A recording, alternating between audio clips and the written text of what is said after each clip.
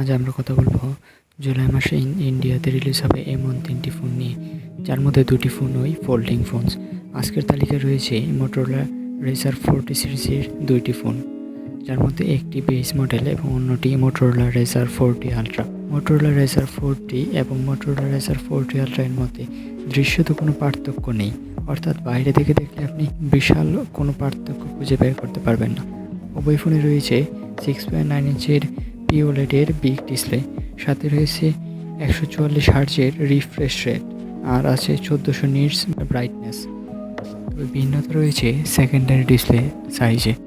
Base ভেরিয়েন্টে রয়েছে 1.5 inch display এবং ultra মডেলে রয়েছে 3.6 ইঞ্চি ডিসপ্লে। তুলনা করলে দেখা যায় এটি দ্বিগুণের চাইতেও বেশি। এবার আসা যাক 2টি মডেলের পার্থক্যের মধ্যে।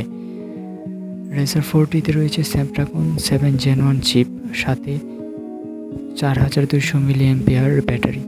স্ন্যাপড্রাগন 7 Gen 1 মূলত একটি মিড বাজেটের চিপসেট, যেগুলো সাধারণত 40,000-এর মধ্যে ফোনগুলোতে বেশি ব্যবহার করা হয়। অপরদিকে রেজার 40 আলট্রাতে রয়েছে স্ন্যাপড্রাগন 8+ Gen 1 চিপ,